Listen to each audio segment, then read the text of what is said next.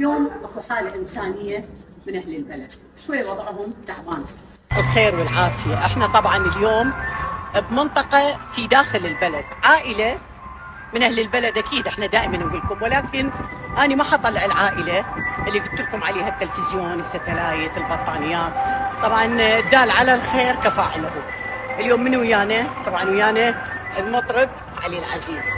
علاوي شكرا، علاوي شكرا. ويانا البيت العائله اللي اليوم جاي عليها، طبعا عائله كلش تعبانه، هذا مطبخهم.